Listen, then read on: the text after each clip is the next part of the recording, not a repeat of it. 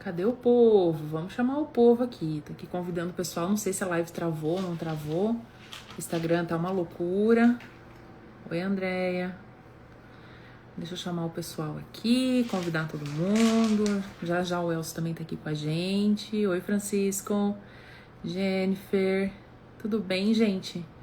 Hoje vai ter aqui um encontro muito gostoso com um cara que é expert em liderança. Tem, assim, uma experiência fantástica. Tá dentro de multinacionais há muitos anos, só com marcas gigantescas. E ele vem aqui falar com a gente hoje. Já chegou o grande Elcio. Deixa eu chamar ele aqui. Fazer o pedido aqui, Elcio, você aceita aí, hein? Deixa eu ver se eu consigo, né? Olá, Francisco. Tudo bem? Como é que vocês estão aí?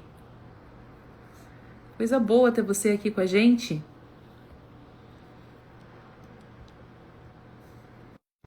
E daí você, Elcio?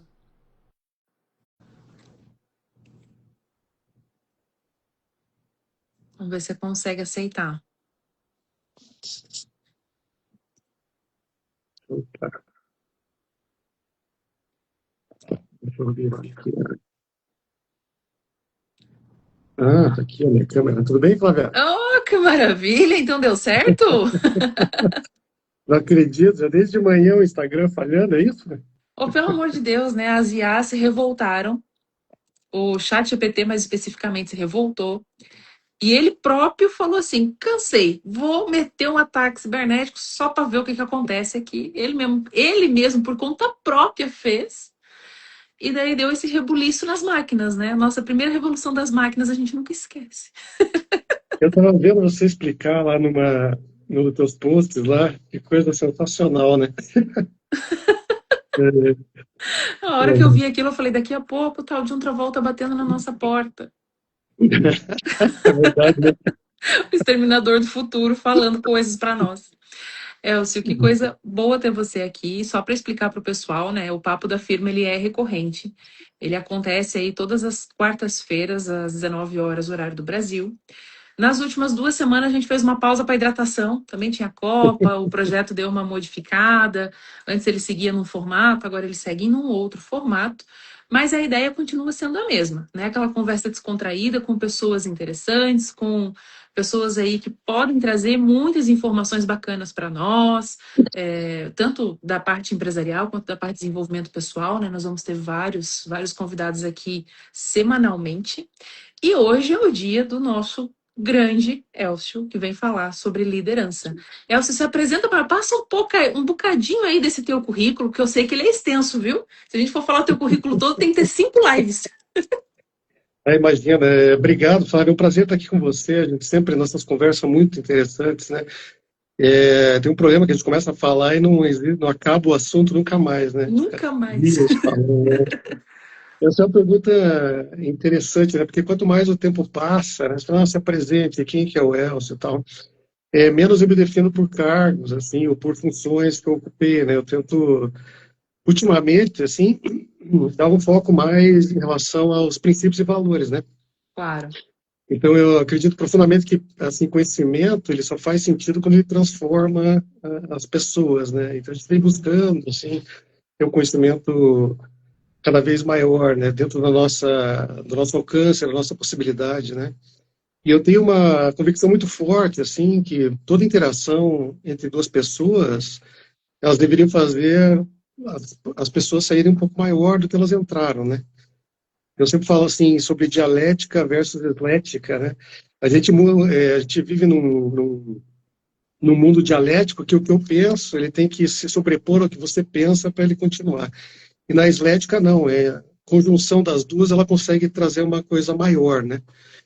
Então, obviamente, ao longo do meu caminho, né, eu fui participando disso que você falou, né, empresas multinacionais, né, tive várias empresas, eu estou na terceira ou na quarta empresa, minha mesmo, né, tive a oportunidade de trabalhar em vários países, né, gerenciar pessoas, trabalhar em projetos, conhecer diversas culturas, né? Isso me fez aprender muito sobre pessoas, né? Porque as culturas são diferentes, você jamais imagina como é que as pessoas atuam, né, nos outros países. Então, e profissionalmente isso é muito muito bom, né? Em relação à parte de formação, assim, né, eu sempre acho que a academia tem que ser levada junta, né? Sempre tem que trabalhar, aprender, estudar, né? Uma coisa faz parte da outra. Eu sou formado em processamento de tecnologia de dados, que nem existe mais, né? É tão antigo que nem existe mais. Na verdade Eu existe, sempre só que mudou um pouquinho a figura, né? Continua eu tô mais existindo, técnico, né? mudou um pouquinho de figura só. Exatamente. Daí eu fui seguindo o caminho normal, né? Fiz algumas pós-graduações, MBAs, tenho um mestrado americano e tal, e por aí foi, né? E aí, toda essa trajetória acabou me dando uma certa bagagem, assim, em relação à parte estratégica, né? Processos e gestão, né? Então, basicamente, esse é o Elcio. O Elcio, ele é um pacote completo, gente. O cara entende de sistema, o cara entende de gestão, o cara entende de liderança. É assim, é um 360 que ele traz para nós, e vocês que estão aqui assistindo, aproveitem para fazer perguntas, muitas perguntas para ele, porque esse momento aqui, não sei quando é que vocês conseguem de novo, não, hein? Então, para a gente começar o nosso bate-papo, Elcio, que a nossa ideia era falar justamente sobre liderança, né?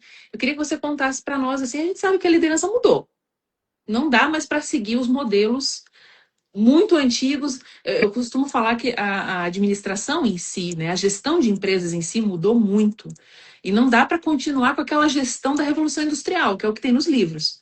Né, que é aquela coisa engessada, aquela coisa complicada, sem o olhar para as pessoas. Então, conta aqui para nós. A liderança mudou, e agora? O que a gente faz com isso? Isso é sensacional pensar nisso, né? Você veja, assim, tudo que eu falei sobre essa experiência, são 33 anos, né, de carreira. É, Curiosamente, o maior aprendizado que eu tive não foi sobre negócios, né? Foi sobre pessoas. E isso é legal, né? Eu descobri que, assim, se você for pensar literalmente no que está acontecendo, né? As empresas extraordinárias, elas são consequência de pessoas extraordinárias, né?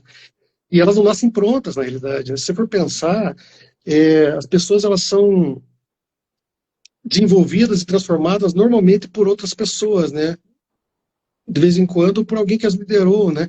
Que acreditou nelas mesmo, antes delas mesmas acreditarem em si, né? Então é por isso que eu gosto de dizer que eu não trabalho apenas com o desenvolvimento executivo, né? Eu tento trabalhar com ampliando perspectivas. Você veja, tudo muda o tempo inteiro, né? Então, o que que sobra para a gente, né? É mudar constantemente a perspectiva. Se você não muda a perspectiva, você até citou a Revolução Industrial, né? Depois a gente pode até comentar mais sobre isso, que é um assunto que me fascina, as revoluções, né? Ampliando perspectivas. E leva tempo para você entender, né? O que você não concebe, você não consegue perceber e, consequentemente, você não consegue entender. Uhum. Então, para você conseguir ter a concepção disso, né, ampliar perspectivas, isso muda completamente o jogo, né? Com certeza. Isso é uma coisa muito legal, né? Porque é justamente a perspectiva que mudou. Né? A gente tinha um foco mais voltado para as máquinas, voltado para a produtividade e esquecendo do humano, que é ele que fazia a coisa acontecer. Por mais que existam Uhum, máquinas e exista tecnologia, ainda assim pessoas precisam de pessoas, né? Humanos precisam de humanos. Então, o foco uhum, em pessoas e nesse desenvolvimento, que é o que você está trazendo aqui para nós, ele é realmente o que dita todo o jogo dentro de uma organização, né? O sucesso de uma organização está nas pessoas. uhum. E isso é uma coisa interessante, porque quando uma pessoa ela muda a forma, quando ela enxerga os problemas, por exemplo, Uhum. ela acaba mudando a forma como ela toma as decisões, né? Consequentemente, se ela muda a forma como ela toma as decisões, ela muda os resultados, né? Lembra que a gente falou algumas vezes sobre, se você continuar fazendo a mesma coisa, você não muda o resultado, né? Acho que a Einstein falou isso. E quando você começa a pensar diferente, você, né, muda os resultados, age de uma forma diferente. E, consequentemente, você acaba mudando a tua própria vida, porque a nossa vida, ela vai se formulando através das decisões que a gente vai tomando, né? Então, Claro. você mudando, né, a forma de pensar, você muda os resultados, você acaba mudando a vida. Uma coisa que eu acho legal, né, que o propósito disso tudo é muito mais do que ensinar liderança, né? Eu acho que a ideia é preparar os líderes para que eles consigam desenvolver as outras pessoas. O líder, por si, ele deveria ter o foco principal em desenvolver pessoas, né? Isso é uma coisa interessante que você está trazendo, porque quando a gente fala de gestão, e você prepara um líder, muitas vezes você não prepara líder nenhum. Você fala assim, filhinho, tu é muito bom nisso que tu tá fazendo, vai lá, vamos embora, vou te dar uma equipe toda, e você vai falar para eles como é que faz. E isso é bem subjetivo, né? Você vai para frente. Eu falo porque isso aconteceu comigo. Na época que eu trabalhava com vendas, eu excelente no que eu fazia. Falaram assim: agora você lidera uma equipe de vendas. Vai lá, filhinha, boa sorte para você. Como é que eu faço essa treta? Muito jovem, não sabia como fazer, não tinha ainda, né? Tinha as minhas formações, mas não tinha formação direcionada para aquilo. E é bem isso que você falou, um bando de gente lá, e agora como é que eu faço? Né? Então não se prepara. Já normalmente não se prepara líder para estar nessa função, para estar à frente. Tampouco fala assim para eles, cara, você tem que entender como você funciona enquanto ser humano, entender de coisas que envolvem a mentalidade, que envolve padrões, para que você consiga perceber isso nas outras pessoas e direcionar essas pessoas também.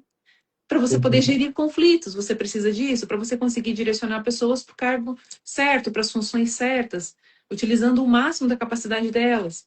Mas cadê o treinamento para isso, né? Então, a gente simplesmente pega lá e ó, vai, seja feliz na função. Só que é muito, o buraco é bem mais embaixo, né, Elcio? É bem mais embaixo. Você tocou num ponto-chave, Flávia, que é a parte de mentalidade, né? Você veja, a gente... E acontece muito isso, né? Que é até meio chavão isso, né?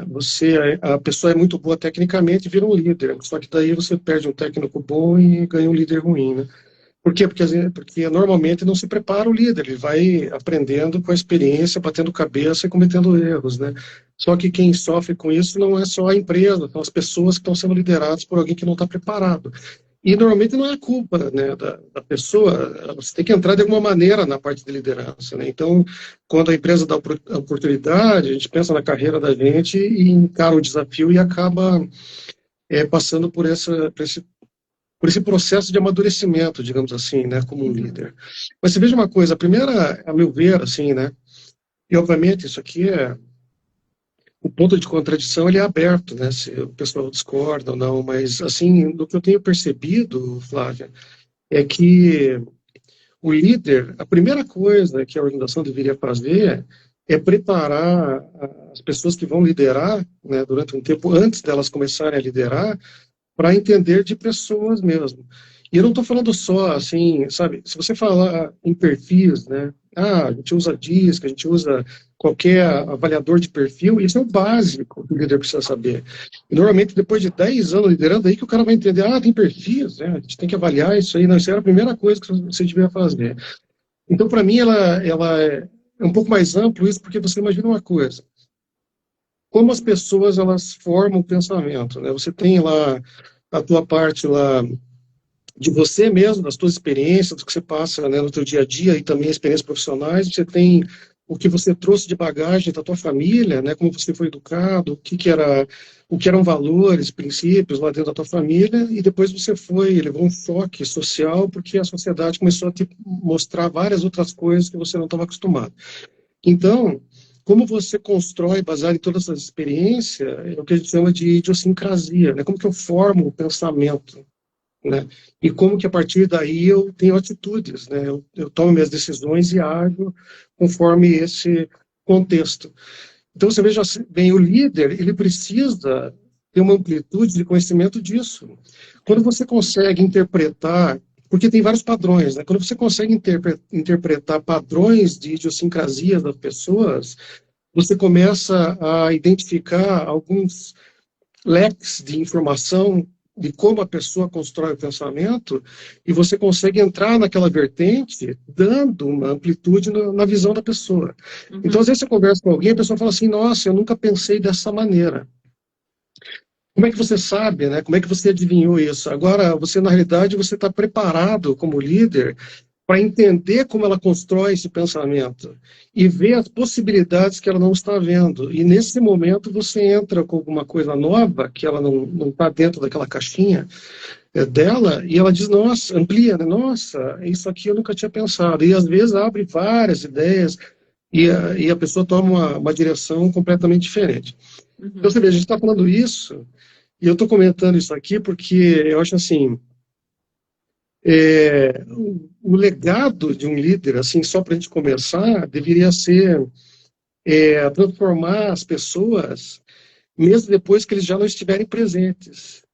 Quando eu falo com alguém, eu preciso ter essa diferença de quando ela sai de uma conversa com um líder, que ela tenha coisas a pensar que ela não pensou anteriormente.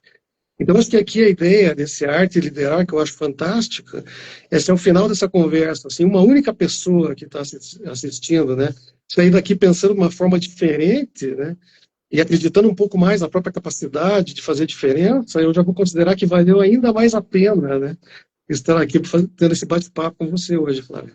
Mas você pode ter certeza que as pessoas que vêm para cá ou que assistem depois da live sempre ficam com a pulga atrás da orelha, com alguma coisa para pensar, alguma coisa para refletir. E é legal a gente também trazer isso para o mundo do empreendedor, porque a gente fala líder, nós estamos falando aqui dando um enfoque de liderança dentro de empresa, liderar equipes e tudo mais.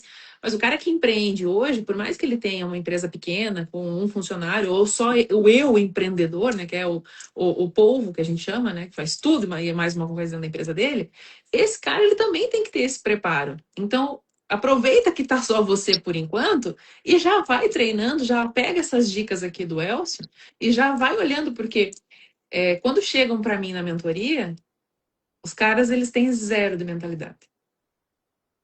E querem dar murro em ponta de faca como se um milagre fosse acontecer, só porque eles estão bravos e nervosos e irritados e achando que é assim que funciona. E daí começa, meu Deus, mas nada dá certo, ou a estratégia não funciona, ou esse caminho não tá legal. Só que não tem mentalidade treinada, não tem resistência, não consegue ter esse trabalho com as outras pessoas, porque não tem funcionário, mas tem prestador de serviço para ele. Não é nenhum empresário, nenhum empreendedor, ele é isolado. Ele sempre está com pessoas. Então, se você não sabe lidar com pessoas, criaturinha de Deus, como é que você vai fazer? É muito importante esse ponto também. Às vezes a gente acha que liderança só porque eu estou na frente aqui de uma equipe, e quando você está se preparando para ter a sua própria equipe, isso também vale. E mentalidade é o assim, ó. Se tu vai vender qualquer processo de mentoria falando de mentalidade, os caras assim, ó, correm léguas. É a última coisa que eles querem olhar é para isso. E mal Exatamente. sabem eles da importância desse ponto, né, Elcio? Não, é importantíssimo. E hoje eu vejo assim programas de mentorias que estão muito avançados nesse sentido, né? Principalmente esse dessa vertente de trabalhar a mentalidade, né? Hoje em dia é preciso, as coisas são muito rápidas, né? Se você precisa aprender a se adequar muito rapidamente para conseguir seguir o mínimo, né? Porque é tanta coisa que ele é uma avalanche, né? Você não consegue acompanhar. Eu não consigo, pelo menos, né? Não, mas não tem como, não tem como, né? A nossa inteligência, a nossa carcaça humana, ela tem as suas limitações, não tem muito o que a gente fazer. Dá para ser muito bom com ela, mas a gente ainda não consegue usar tudo que ela oferece, né? Exatamente. Elcio, tem uma perguntinha aqui da Silvia. E ela está perguntando quando que caiu a ficha sobre modelagem das empresas, da teoria para a prática, que também vem já de encontro com aquele tópico que eu ia te perguntar, que é estratégia ou execução. Ótimo. Silvio, obrigado pela pergunta, obrigado por participar da live aqui com a gente. Você veja, essa modelagem que ela citou, ele existe há muitos anos, se for pensar, né? Você veja, se a gente for pensar lá em times de alta performance, é uma coisa que vem cada vez mais, tá cada vez mais atual, né? Agora é uma necessidade, já não é mais algo que você estudava. Esse negócio é de 1965, lá. Você imagina? Foi antes de eu nascer, né? 10 anos antes de eu nascer. E lembra, começou lá com como é que era o nome? Era aquele esquema de forming, norming, form, storming, norm, performing, né? Esse aí, 1965 com o Tuckman. Eu até chamo que é o método do Batman, não sei se você sabia disso. Sim. O nome do cara, o nome do cara é Bruce Wayne, né? É Bruce Wayne Tuckman. Eu falo, isso aqui é um negócio do pai. Essas E o pior piadinhas acadêmicas, Elcio, a gente nunca fica sem elas. é verdade. E o pior de tudo é que a parceira dele, depois que atualizou em 77, é a Mary Ann. Depois, Ó, meu Deus, não o falha. Marvel que falava disso lá atrás, né? Então, você veja, os times de alta performance, eles eram lá atrás, né? Então, a modelagem já começou a ser feita lá atrás, mas uma coisa que eu percebi é que todos os métodos que aconteceram lá atrás, eles levaram 30 anos, pelo menos, para conseguir ter o seu espaço. Você veja, hoje a gente trabalha com transformação digital, metodologias ágeis, daqui a pouco eu vou comentar um pouco sobre isso, mas a metodologia ágil, a base dela é de times de alta performance, que começou lá em 65, né? Então, você veja, quando você me convidou, né, para falar de liderança, eu comecei a pensar, você perguntou sobre estratégia e execução, né? O que que um líder extraordinário se diferencia de um líder comum, né? Eu cheguei Ô, Elcio, só vou te dar assim uma vírgula, porque o Márcio perguntou justamente isso, tá? O Márcio está aqui com a gente, ele perguntou, fazer uma perguntinha para o Elcio. Quais as características principais de um líder em um time de alta performance? Já calha bem aí com você. Legal, legal. Então eu vou discorrer rapidamente aqui, já respondo a da Silvia e a do Márcio também. Obrigado, Márcio, pela pergunta, né? Então, uma conclusão que eu cheguei é que o maior problema é que nós aprendemos liderança de maneira possível, né? Lá na minha época, dentro desse contexto de época, né? Eu fui treinado, por exemplo, eu e as pessoas da minha geração, a ser um solucionador de problemas, né?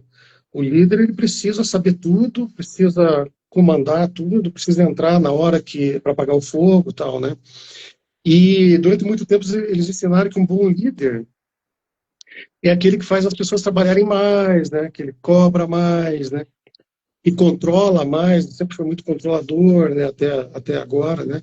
E que acompanha mais de perto, que a gente chama de micromanagement, né? E hoje eu acredito completamente ao contrário, né? Imagina, eu fui preparado para isso, quando chegou na minha vez, mudou, né? Não, agora você não comanda mais, agora os líderes são autônomos. Bem na minha vez, né? Quando eu cheguei para mandar, os caras tiraram a minha autonomia. Mas tudo bem. Agora que eu queria dar assim uns petelecos nesse povo, não vai dar. Agora eu vou comandar tudo, agora eu não comando nada, né? Impressionante. Né? Mas para mim, liderar, né? Assim, num contexto geral, né, isso vem de encontro com a modelagem, com times de alta performance, e uma coisa que demorou para cair a ficha para mim é que menos esforço precisa gerar mais resultado.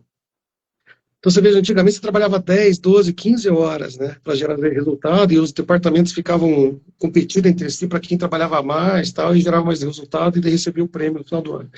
E agora eu penso completamente ao contrário, né? Como que eu consigo fazer com que, com muito menos esforço, eu consiga produzir cada vez mais? E isso vem de encontro com a IA, né? Com as tecnologias que a gente está vendo hoje, né?